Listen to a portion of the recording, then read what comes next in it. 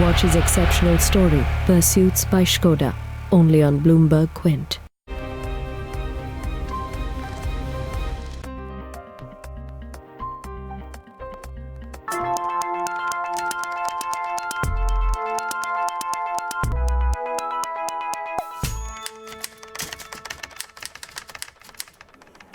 Hello and welcome to Bloomberg Quint. You're watching The Fine Print. Back in 2012, a Class 8 student in Port Blair used the Right to Information Act to get the local municipality to repair a road. In Bilaspur, the law came to the rescue of below poverty line ration card holders who were being deprived of their quota of rationed food grain. It also forced the Jharkhand government to restore the land rights of 114 Tana Bhagat families, a tribal community that was part of India's struggle for independence. And then there are the scams that made headlines. Adarsh Housing Society, 2G, Commonwealth Games, etc.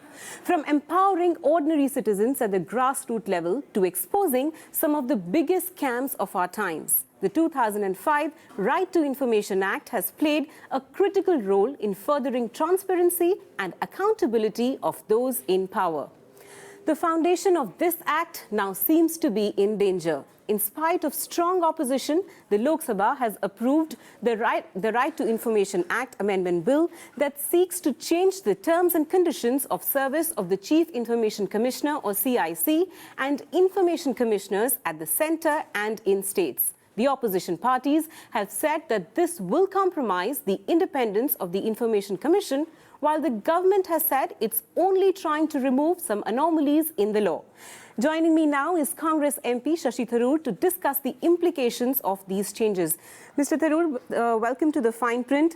The bill has proposed two key changes, Mr. Tharoor. One is that the central government will get the power to determine the tenure of the CIC and Information Commissioners, both at the central and state level. Currently, they have a fixed term of 5 years. And two, their salaries and allowances will also be decided by the government.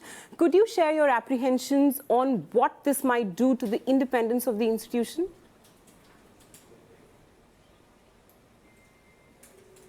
Well, this right away destroy the autonomy and independence of the statutory body. The whole idea was that the Information Commissioner should be insulated from government pressure.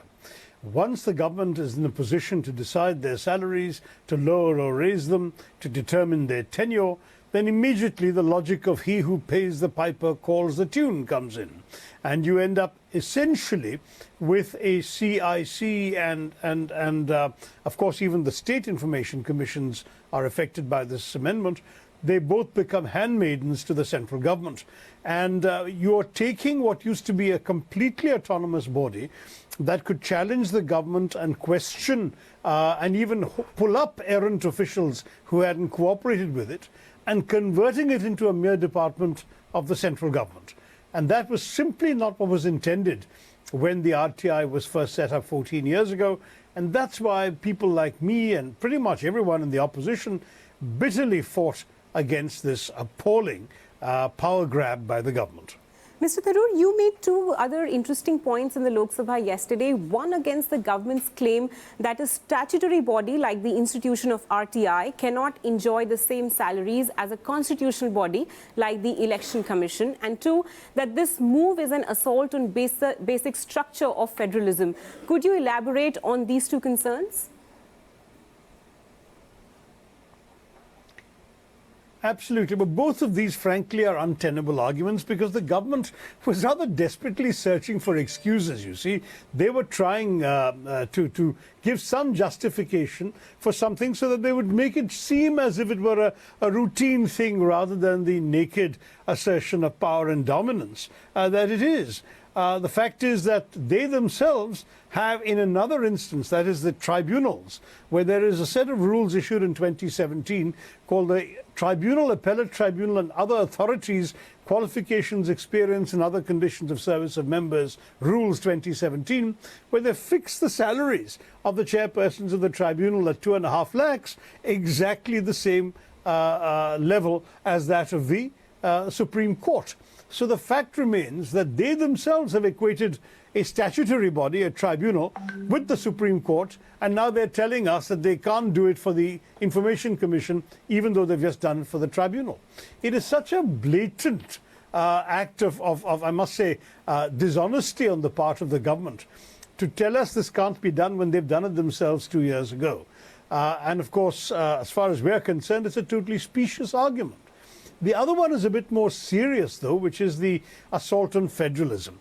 Because what they've gone and done is, there is Section 16 that they're amending, under which they'll control through their rules, the central government, the terms and conditions of the appointment of information commissioners in the states. Now, this is astonishing, because here's a government that says it's committed to cooperative federalism, but they've actually run roughshod over the prerogatives of the states to nominate information commissioners.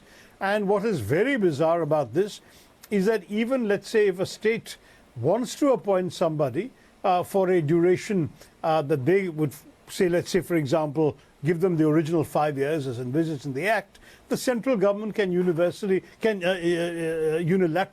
reduce it if they assume that this is a troublemaking information commissioner.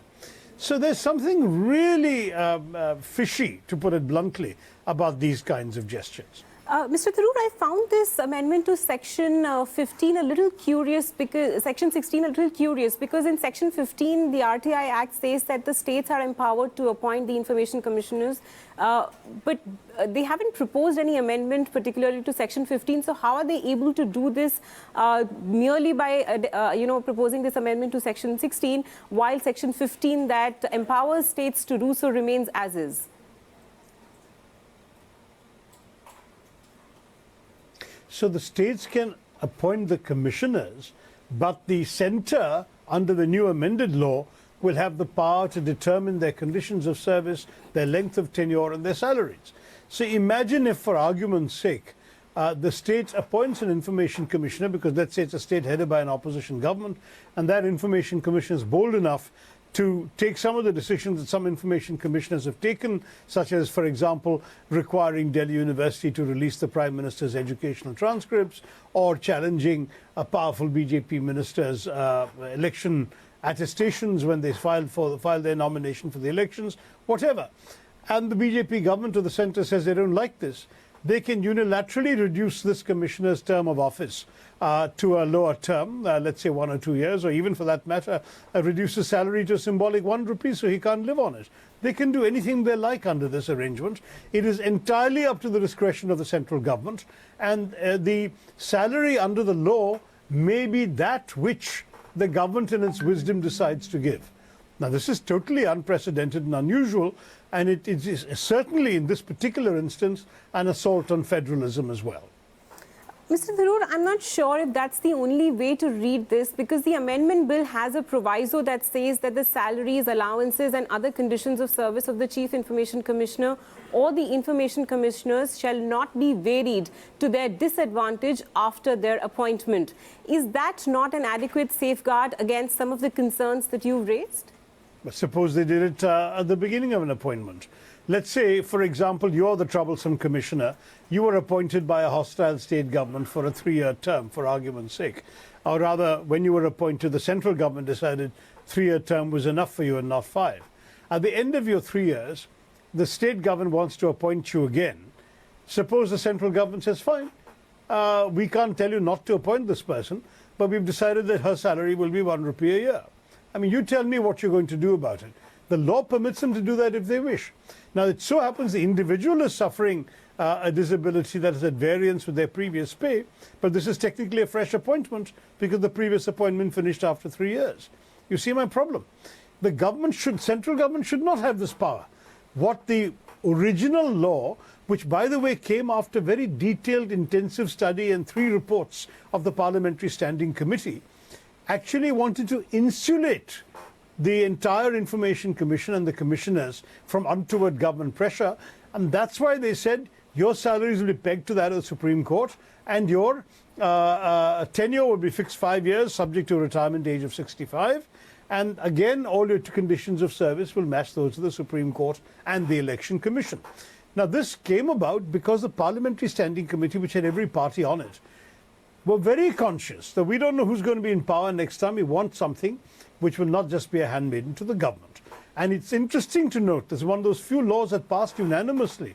There was not even a voice vote. Both houses loved the law and passed it without debate, without a dissenting vote. So it came about after very detailed examination. This particular law, this amendment, has not been submitted to the scrutiny of a parliamentary standing committee because the government in its wisdom has allowed an entire session to go by without constituting any parliamentary standing committees.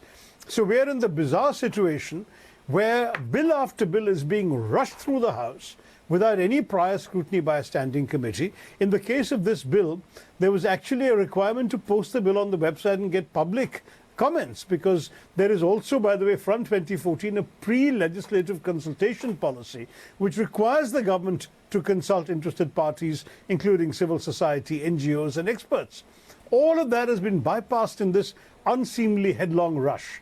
Why? Because they knew perfectly well no parliamentary committee worth its salt would within 5 minutes have tolerated allowing such a bill to come to the floor without some very serious adverse comment. Now, I just think that this government is deliberately delaying the setting up of the standing committees, and then, I'm sorry to say, taking advantage of their absence to directly railroad through the Lok Sabha bill after bill after bill.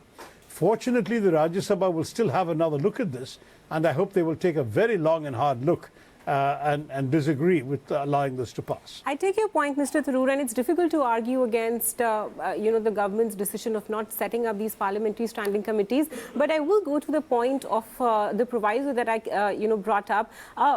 In my reading, nothing in the amendment bill, Mr. Tharoor, suggests that the tenure or salary of the CIC or information commissioners will be decided on an individual basis. As I read it, it's not like an individual officer's tenure or salary can be adversely changed by the government. They, as I understand it, are only seeking to change the period of appointment for the posts and salary thresholds for the posts again. Is that not a fair way of looking at it?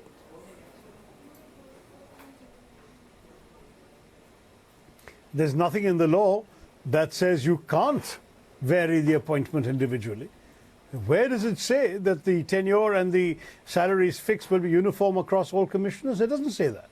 So they have completely given themselves a free hand. They can do what they like. And this is the danger. I mean, I'm prepared to believe that Jitendra Singh, who by and large, as I said in Parliament, is a decent man, did not have any malified intentions. But the government that prompted him to do this is entirely capable of being vindictive, as we've seen time after time with very many individuals. And we've also, frankly, seen a hollowing out of institutions through various government policies and approaches, and particularly the Information Commission. Do you know that they didn't appoint anybody, the BJP government, to the Information Commission, until there was an agitation and people went to the courts? That in 2018, there were basically just 3 out of the 11 commissioners who were actually on the roster. 8 commissioners' posts were vacant. And the Supreme Court had to say some few nasty things before the government appointed a few more. And even now they have 7. There's still 4 vacancies out of 11. So you hollow out an institution by not filling posts, then obviously the backlog piles up. There are currently 32,000 RTI cases that have not received responses, of which 9,500 are more than a year old. Now, obviously, people used to ask for information that was relevant to them today, tomorrow, or next week. Very rarely do people ask for something that they can wait a year to find out. Within a year's time, you can Google it, I should think, far more effectively. So all of this is a way of actually taking the teeth out of the institution, hollowing it out. And I'm afraid this is one more piece of a systematic pattern we've seen. Similar things have happened to the Election Commission, to the judiciary itself, to the Fourth Estate. Every institution that had any pretensions to independence is being either cajoled or cudgeled or intimidated or, in this particular case, directly placed under government control. It's a very disappointing development. Do you believe then... And it bodes ill for our democracy. Do you believe then, Mr. Tharoor, that the opposition will come together to defeat this bill in the Rajya Sabha? And can we expect the bill in the Rajya Sabha to go to a select committee for a detailed examination? Well, that's what we're going to try and do, but the fact remains that obviously the NDA's numbers now exceed those of the UPA and the Rajya Sabha. We will be reaching out to those parties that are committed to neither alliance to see whether they can be persuaded to see the merit of what we're saying. And if they do listen to our point of view, we have a hope. But as you know, the government has ways and means of persuading parties that are not part of the NDA to actually toe their line. So it's going to be a struggle, but we're not going to give up without a fight. Well, on that note, I'd let you go, Mr. Tharoor. Thank you for joining us with your thoughts on what the RTI Amendment Bill might do to the independence of the institution of the Information Commissioners and the CIC. Thank you for joining us here on The Fine Print, and thank you so much for watching.